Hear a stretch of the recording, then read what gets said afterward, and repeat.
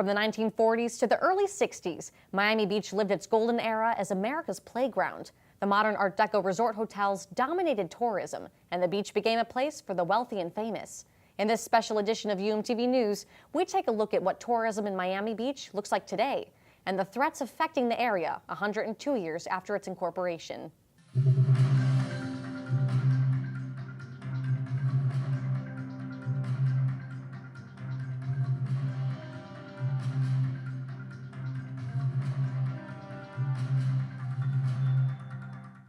Good evening and welcome to this special edition of UMTV News. I'm Dominick. Thank you for joining us. Ever since its peak era, Miami Beach has continued to attract tourists from all over the world.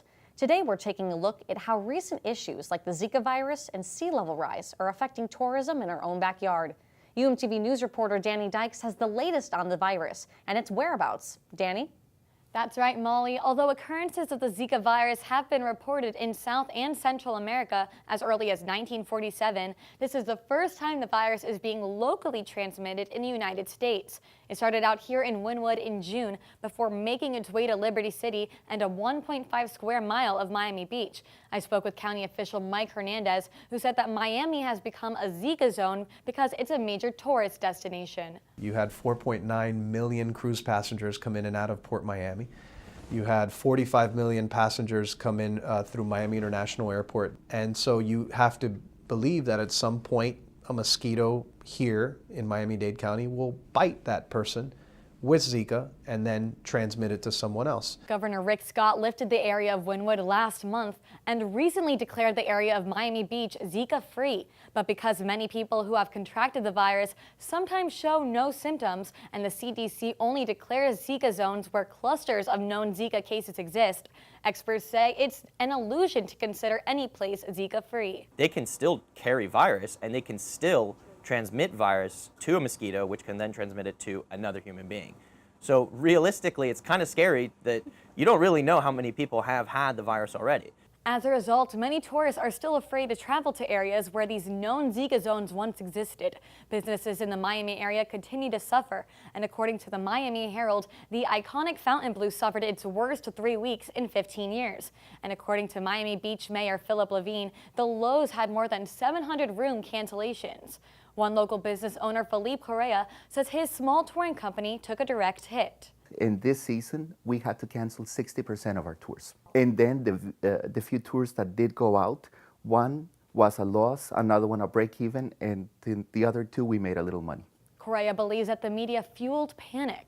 One of the questions we got asked recently was, my daughter is getting married, she's gonna be getting pregnant, so should we take the tour with you? And what can we tell them? Locally, the situation doesn't seem to be grave, although it's being portrayed like that in the media. But the perception, on the other hand, is it's an outbreak. More specifically, it's the media in conjunction with the government discouraging people from visiting South Florida, according to Correa. Director of the CDC, he went on several national talk shows, and he himself clearly declared to people who don't want to get Zika not to travel to Florida. So there is very little that anybody can really do about it. Vaccines are in the works for the virus, but in the meantime, businesses have started to pick up again, and major events such as Art Basel continue to draw tourists to the area. Miami is such a sexy city, and when we have fun, I think we have more fun than anybody else. And I think that does help offset the reality on the ground, wages gap, poverty levels, traffic congestion. A lot of that seems to kind of be a little erased by how beautiful we are. Now back to you at the desk. Thank you, Danni. Even though Zika has been a major source of concern for Miami Beach residents and visitors, one New York visual artist used it to her advantage. Christina Baum found inspiration for her piece after she posted about attending Art Basel on Facebook and received panic responses. One of the first comments was, "What about Zika? Be careful with Zika." And I'm like, oh my God, bad press already. I'm not even there yet. So Baum decided to turn a media craze into a piece of art. She created a piece called Zika is Dead and used her background in virology to create a sculpture of the virus, broken open with two mosquitoes mating inside. And as you go near, you see more and more. At first, it's like this abstract ball. And then you go closer, oh, and you see there's eyeballs on there. Oh, you see there's mosquitoes. Art Basel brought thousands of visitors and exhibitors to Miami Beach. We spoke to some of these visitors over Art Basel weekend to know why they decided to pay Miami a visit. I like the energy. I like the fact that it's a very international city, and it invites viewers, collectors, and exhibitors like myself to come from all over the world, enjoy the city, enjoy the weather, enjoy the culture. Despite the high tourist attraction, many of them agree that Miami Beach is only for visiting. You're so far south, it could be a drawback, because of the sea level, and I probably wouldn't want to, migrate here for permanent residence. So yeah, I don't think about living here. No. Businesses and tourism in Miami Beach are not only being affected by Zika.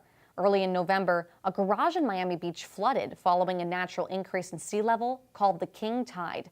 The flooding incident brought an octopus out of its natural habitat and into ours. According to University of Miami Associate Professor Kathleen Sullivan-Seeley, Miami Beach residents should get used to seeing sea creatures reach the land, and sea levels continue to rise. In fact, sea level rise is perhaps one of the main issues Miami Beach residents are currently concerned about. It is reported that the place millions of tourists visit every year will be underwater by the next century. What does this mean for locals and visitors? And can we do anything about it? Our reporter Sophie Barros has the story. Sophie? Thank you, Molly. Could you imagine if the city we all know as Miami Beach was suddenly not there? It may sound like the plot of a post-apocalyptic movie, but it is very much our future reality. Sea level has been on the rise since 1997 and may very well be the reason behind Miami Beach's disappearance in the next 100 years. I sat down with former chairman of the Science Committee for the Miami-Dade Climate Change Advisory Task Force, Dr. Harold Wanless, to discuss the issue. Here in Miami, we always talk about the important issue of sea level rise, but the problem is that many of us don't fully understand it. So today we're sitting here with the chairman of the Department of Geological Sciences at Dr. Harold Wanless. Thank you so much for joining us, Doctor. It's nice to be here with you. Thank you. So to start us off, could you talk to us about what exactly sea level rise is? Well, there are a lot of ways that you can change sea level, and so that's where our problem with sea level rise comes, because this heat that's been accumulating in the ocean, I mean, this is a huge amount of heat, and it is warming the ocean, and as the ocean warms, it's both expanding, causing a rise of sea level, because our ocean's just getting bigger, and maybe 8 inches of the last century's sea level rise was because of our ocean expanding. The U.S. government right now is talking about, by the end of the century, 4.1 to 6.6 feet of sea level rise, which for a place like Miami does it in, because we don't have much land above that level. And you started talking about Miami now. How can we see these effects taking place right now in Miami? The floor here in the basement of Cox Science is at 11 feet above sea level.